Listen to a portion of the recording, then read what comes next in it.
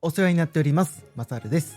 今回はネットワークスペシャリスト対策としてスパニングツリーについて勉強していきましょう。スパニングツリーの計算は謎に満ちていますが、法則を勉強すれば必ず正解できます。それではまずはこちらの問題に挑戦してください。令和4年度春試験問4、スパニングツリープロトコルに関する記述のうち適切なものはどれか。OSI 基本参照モデルにおけるネットワーク層のプロトコルである。ブリッジ間に複数経路がある場合、同時にフレーム転送することを可能にするプロトコルである。ブロードキャストフレームをブリッジ間で転送しない利点がある。ルートブリッジの決定にはブリッジの優先順位と MAC アドレスが使用される。どれが正解でしょうか。それでは正解の発表です。正解はこちら。ルートブリッジの決定にはブリッジの優先順位と MAC アドレスが使用されます。この動画は IT 転職のきっかけはきっかけエージェント、エンジニアへの第一歩はスタラボ、スタイルラボ、以上2社のご協力でお送りしています。きっかけエージェントさん、スタイルラボさん、ご協力ありがとうございます。協力企業の詳細は概要欄からご覧ください。それでは解説していきます。まずはスパニングツリーという技術の概要についてお話しします。この構成はスイッチ間が LAN ケーブル1本でつながっています。この状態は迂回ルートがないので、もし障害が発生したら即通信できなくなってしまいますよね。これだと困ります。なので、もし障害があっても通信を継続できるように1本 LAN ケーブルを増やして2本で接続します。すると1本の LAN ケーブルに障害が発生しても残り1本で通信を継続できるので安心ですよね。このように迂回ルートを用意すると対障害性が向上していると言えます。しかしこの構成では困ったことがあります。それはブロードキャストストームが発生してしまうことですね。スイッチは特性上ブロードキャストの通信を受信したポート以外の全てのポートから送信してしまうので、ブロードキャストの通信がスイッチ間で回り続けてしまいます。このようにブロードキャストの通信が回り続けてしまうことをブロードキャストストームと言います。ブロードキャストストームが発生すると使用可能な帯域が消費されて正常な通信ができなくなってしまいます。これでは困ってしまいます。そこで利用されるのが今回勉強するスパニングツリーです。スパニングツリーは複数のリンクの中で利用するリンクを絞って通信することでブロードキャストストームを防ぎつつ、障害が発生した場合にはリンクを切り替えることができる技術です。つまりスパニングツリーを使うとブロードキャストストームを防ぎながら冗長構成を構築することができるということなんですね。スパニングツリーすごいですよね。そしてこのスパニングツリーはよく試験で出題されます。どんなポイントで出題されるかというと、どっちの経路を使っていますかという問題です。この図で言うとスパニングツリーが赤の経路を使って通信するのか、青の経路を使って通信するのか、前提条件のもとに考えて正しい方を選択するという問題がよく出題されます。ではどちらの経路が利用されるのか、スパニングツリーをもう少し詳しく見ていきましょう。ここからはスパニングツリーについてもう少し詳しくお話ししていきます。スパニングツリーという技術はその言葉にツリーという言葉があるようにツリー構造の概念でできています。ツリー構造というと難しく感じますが、この図のように中心から枝分かれしていく形で、さらにループ構造を持たない構造のことをツリー構造と言います。例えば真ん中の絵のような構造になるとループが発生していますよね。これだとブロードキャストストームが発生してしまうので、このような構造はツリー構造とは言えません。なのでツリー構造にするためにスパニングツリーでは一部の道を通行止めすることでツリー構造を論理的に作り出します。初めて聞く方はイメージしにくいと思いますが、まずはどのようにツリー構造ができるのか見た方がイメージしやすいと思うので、ツリー構造が構成される流れを見ていきましょう。まずツリー構造を作るときには、ルートブリッジと言われる中心点を作るところから考えていきます。では実際にこのトポロジーを使ってルートブリッジを探していきましょう。現在この構造ではそれぞれのスイッチが接続されていてループ構造になっていますよね。この構成をツリー構造にするために、まずはルートブリッジを探しましょう。ルートブリッジを決めるために必要な情報はプライオリティです。プライオリティを比較して一番小さいものがルートブリッジになります。今回の場合、スイッチ A が一番プライオリティが小さいので、スイッチ A がルートブリッジになるということですね。とってもシンプルです。しかし、このような場合も考えられます。プライオリティが全て同じという場合です。この場合は、プライオリティだけでは判断することができません。そこで利用するのが MAC アドレスです。スイッチが持っている MAC アドレスを比較して、一番小さい MAC アドレスがルートブリッジに選出されます。今回の場合、スイッチ A が一番小さい MAC アドレスなので、スイッチ A がルートブリッジに選出されます。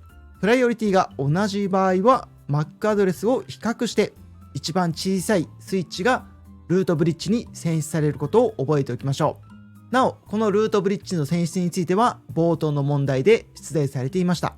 ルートブリッジの決定には、ブリッジの優先順位、プライオリティと MAC アドレスが使用されます。では、続けて、ルートポートを探します。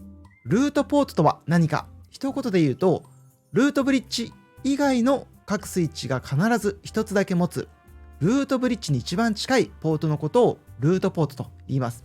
各スイッチは、どのルートを使えば一番早くルートブリッジにたどり着けるのかを判断して、ルートポートを決定します。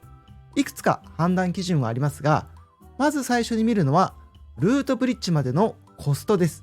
今回の場合は、すべてのリンクを同じ待機幅として考えるので、リンクの数で判断しましょう。スイッチ B とスイッチ C は、それぞれルートブリッジに直結しているポートがあるので、すぐにルートポートがわかりますよね。しかし、スイッチ D は、どちらもリンク2つ分なので、ルートブリッジまでのコストは同じです。この場合、どちらがルートポートになるのか迷いますよね。このような場合は、スイッチ B とスイッチ C を比べます。比較材料は、先ほどのルートブリッジの選出で出てきたプライオリティと MAC アドレスです。これを比較して小さい方を選びます。なので、今回の場合、スイッチ B の方が MAC アドレスが小さいので、スイッチ B が選出されます。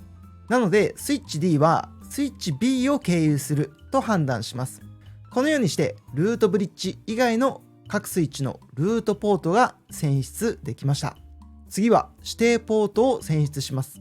指定ポートとは、リンクの代表として利用されるポートです。リンクごとに見てルートブリッジに近い方が指定ポートになります。例えば、スイッチ A とスイッチ B のリンクでルートブリッジに近いのは、もちろんスイッチ A のポートですよね。同様にスイッチ A とスイッチ C のリンクもルートブリッジに近いのはスイッチ A のポートです。なので、ルートブリッジは全て指定ポートになります。ルートブリッジは全てが指定ポートになる。ここもしっかり覚えておきましょう。次にスイッチ B とスイッチ D のリンクを見てください。このリンクはどちらがルートブリッジに近いでしょうか？それはもちろんスイッチ B ですよね。なので指定ポートはスイッチ B のポートです。では最後のリンク、スイッチ C とスイッチ D を考えてみましょう。これもスイッチ C からルートブリッジまでの距離とスイッチ D からルートブリッジまでの距離を比べれば分かりますよね。スイッチ C の方が近いのでスイッチ C が指定ポートになります。そして最後まで残ったポートがブロックポートです。このポートがブロックポートになるので、スイッチ C とスイッチ D は物理的には接続されていますが、データ転送には利用されないので、ループを防ぐことができるようになります。ということで、スパニングツリーの基本的な動きについてお話ししました。この後のおまけ問題では、実際に出題された少し難しい問題を紹介したいと思います。ここで少しお知らせです。マサルの勉強部屋ではオンラインコミュニティをやっています。勉強一人で続けるのが孤独だったり大変だなと思っている方は、オンラインコミュニティに遊びに来てみてください。一緒に勉強しましょう。皆さんのご参加をお待ちしています。では、ここでおまけ問題です。先ほど勉強した内容を生かして、少し複雑な問題に挑戦してみてください。令和6年度春、問い5。5個のノード A から E で構成される図のネットワークにおいて、A をルートノードとするスパニングツリーを構築した。この時、スパニングツリー上で隣接するノードはどれか。ここで図中の数値は対応する区間のコストを表すものとするとなっています。少し複雑ですね。皆さんはどれが正解になると思いますか？あ、A と E、い、B と C、C と D、D と E、どれが正解でしょうか？それでは正解を発表しないで一緒にどれが正解になるのか見てみましょう。まずは A がルートブリッジですよね。早速ルートポートを探してみましょう。ルートポートはそれぞれのスイッチから一番ルートブリッジに近いポートでしたよね。B と E は簡単にわかると思いますが C はどうでしょうか？ C のルートポートはここです。このポートがルートポートまでの最短コストになりますよね。では次に D のルートポートはどこでしょうか？ D のルートポートはここです。この経路を使えばルートブリッジまで最短のコスト6で行くことができます。ルートポートが分かったらトポロジが分かるので答えも分かります。答えは A の D と E です。A と E のリンクにルートポートがないのでつながっていません。B と C、C と D も同様です。リンク上にルートポートがないのでつながっていませんが、D と E のリンクにはルートポートが存在するのでつながっていることがわかります。つまり D と E はお隣さんとして隣接していると判断することができるんですね。よって A の D と E が答えです。答えが分かりましたが、せっかくなのでスパニングツリーの計算を最後までやってみたいと思います。次は指定ポートです。指定ポートはこちらですね。ルートブリッジは全てが指定ポートになります。そしてルートポートの先も指定ポートになるという法則も覚えておきましょう。では残りのリンクを見ながら指定ポートがどちらになるのか判断していきたいと思います。まずは B と C のリンクです。B はコスト1でルートブリッジに行けて、C はコスト4でルートブリッジまで行けるのでB が指定ポート、残りはブロックポートですね。次は C と D のリンクです。C はルートブリッジまでコストが4、D はルートブリッジまでコストが6なので C が指定ポートになります。そして D の方はブロックポートですね。最後は A と D のリンク。これはもう見てわかりますよね。A はコストが0、D はコストが6になっているので A が指定ポート、D がブロックポートということになります。このような複雑な構成でも基本が分かれば問題を解くことができます。スパニングツリーの問題は苦手な方も多いですが、しっかり勉強して得点できるようにしておきましょう。以上、おまけトークまでお付き合いいただきありがとうございました。また次回の動画でお会いしましょう。